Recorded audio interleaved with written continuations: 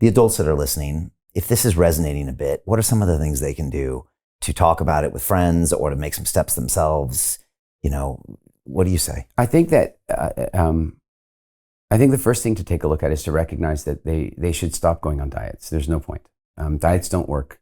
I have this this current joke in my head, but it's like, if you were an alien teenager from some other planet and you were sent to Earth to do a project on the human diet industry, and you'd come down here and you'd look at the diet programs and you'd go back to your alien planet and you'd give your report to the class and you'd say, Madam Teacher and classmates, I've done my study on the Earth diet industry, and here's what I've determined is that the diet industry purports to be about weight loss. It appears that humans just want to lose weight all the time, and so they advertise that that's what it's all about. But if you dive in to the way they're built, it seems to me that diets really only have two purposes, and one of them is to absolutely obliterate the self-esteem of the people who do them and to completely mess up their metabolisms.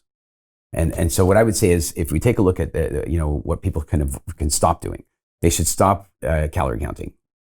Calorie counting assumes that all calories are equal, and it assumes that the law of thermodynamics it contains the human body, and the calories in, calories out argument works. It doesn't. We regulate the way we use energy. So you can quite literally lose weight while you're eating a calorie surplus because of other mathematical realities of energy. The calories in, calories out, or calorie restriction. When people go on diets and they eat less, like think about this. The average American, or say Brit, is, the average English person or British person is sitting like this. Too much energy in their food and not enough nutrients, right? So they're overfed and undernourished. They're literally getting too much energy and starving a little bit. So now what if we get them to eat less?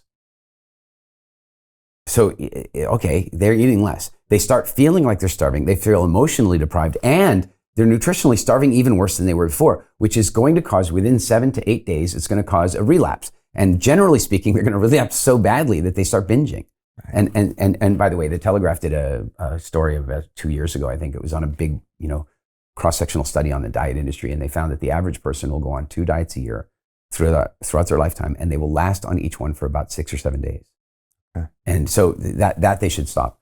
Another thing is there's a tremendous focus on, like, get rid of the bad stuff. Avoid these 7 deadly things, or don't eat white food, and what have you. And while there's truth in many of those things, it's clickbait and it's emotive, but it violates in a very important principle of human beings. And that is that if I give you rules that are too difficult for you to follow, you will rebel against them. In fact, rebelling against stuff produces feel-good chemicals. I was in an airport. I was in an airport where I'd left my car parked, and I couldn't find the ticket booth. I mean, we looked everywhere, drove around the whole thing, could not find the ticket booth, couldn't find it. We got to leave. We have a 4-hour drive home.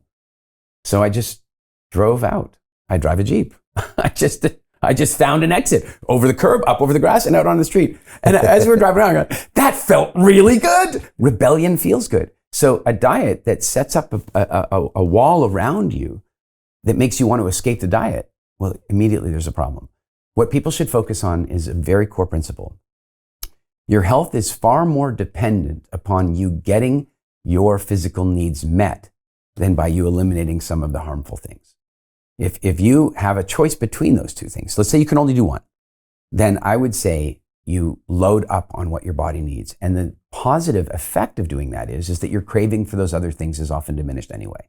So, if people focus on eating the things that they know that they need to be having and not giving up all the other stuff, you want to have the ice cream, have that, but make sure you eat well. Make sure your body's getting all its vitamins, all its minerals, all its aminos, all its fats, all the water it needs, all the air that it needs, all the movement that it needs. If your body's getting its physical needs met, you're incredibly robust. Okay. So don't do this usual yo-yoing stuff. Also, don't make the mistake that an active lifestyle is going to fix your bad diets. No. Right? Look, I think it's an important part of being a human, but you can't out-train a bad diet. No, you can't. And not only that, it's counterproductive. It's counterproductive for a couple of reasons. The one is that, and particularly for women, this is difficult, is that intensive exercise for women often causes them to raise their cortisol levels, I understand. So, and cortisol, of course, is a stress chemical that basically puts them into this sort of conservation mode. So if you're doing this intensive exercise, you're actually telling your body, I'm in difficult times right now and I might not want to let go of my fat. So it actually can make the weight loss journey more difficult. The other problem is that the average person, again, is overfed energy and underfed nutrients, which means they don't have the capacity for repair, They don't have the optimal capacity for building muscle because they're malnourished. So now you take this malnourished person and get them training to run a marathon. That's a bad idea. And I'm kidding about the marathon because most of them aren't going to go that far, but still driving that person to go to intensive spin classes and exercise classes when they're malnourished like that is a bad idea. The first port of entry is food.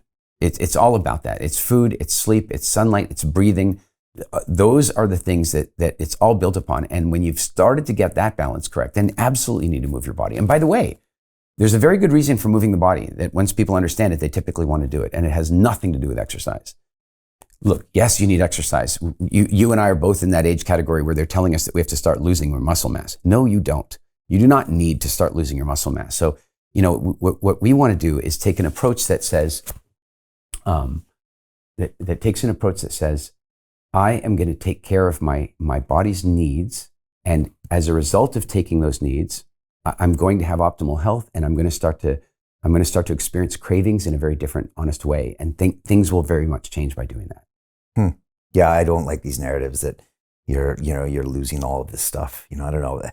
With everything I know now, I feel like I'm making the best diet decisions, the best exercise decisions that I've ever made now at my age. Yeah. So, sorry, I meant to finish on that because it was about that exercise point. Yeah. We think we need to go exercise because we need to build our muscle mass or because we need cardiovascular health and flexibility. Yeah, true. All of those things are true.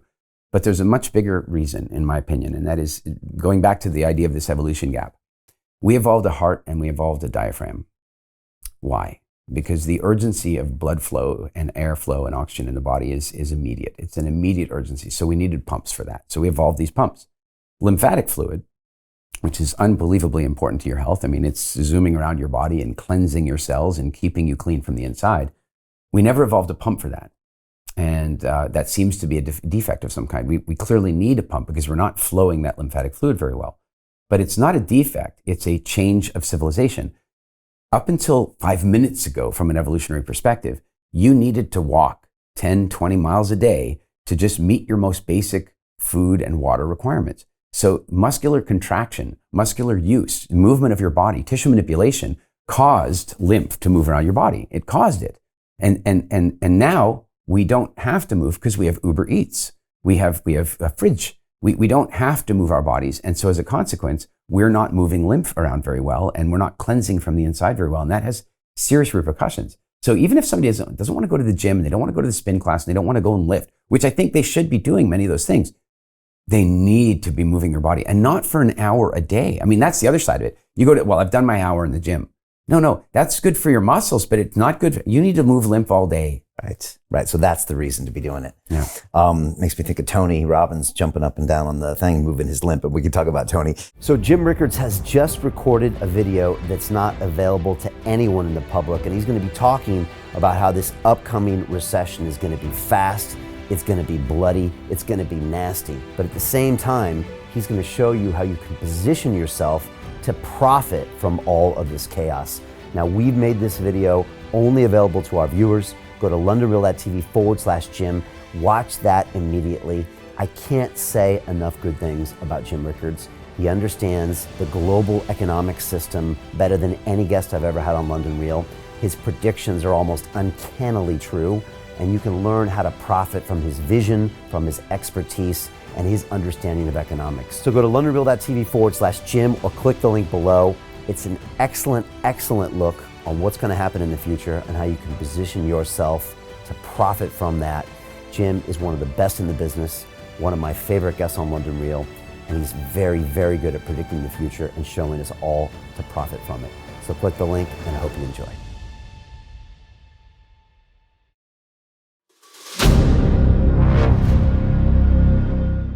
I'm looking for partners, collaborators, colleagues who want to join forces with me around the globe and create real value, generational wealth, and financial freedom for everyone else around the world.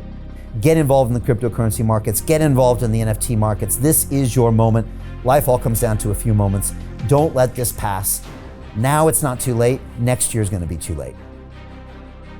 Ultimately, this is about freedom. That's the way I see it. This is about giving power back to the people and enabling billions of people worldwide to use the financial markets to improve their lives and those of their friends and their families and their communities. Honestly, I think it's a violation of human rights not to allow people basic access to financial services. Because right now people are being kept in the dark, they're being robbed of education, and it's a travesty. And so I'm looking for people that want to join me and be a part of this solution. And that all happens inside the DeFi Academy. The gains my students are making are absolutely amazing. Double, triple digit gains in the first month alone. That's amazing. This will change your life. Now is the time to get involved. I'm going to tell you exactly how my students in my academy made money in the last 30 days. I'm talking about real trading results. And let me just whet your appetite a little bit. Let me hit you with some numbers. I'm talking Brendan from New Zealand is up 68.77% on the month. Steve from Europe up 83%. Albert in Singapore up 169.9% on one single trade. I got Susan up 153% on her call options alone, also rocking 139% returns and 442% returns as well on individual trades. These are people that are changing their financial future in the last 30 days, but it's based on trading discipline. I've graduated over 500 students from inside my academy from over 54 countries around the world. It's amazing. When it comes to crypto, DeFi, and blockchain, we love this space. We truly believe it's the future. This is down to our core. It's authentic to what we're doing, and everybody can tell through the camera because you can't make this stuff up.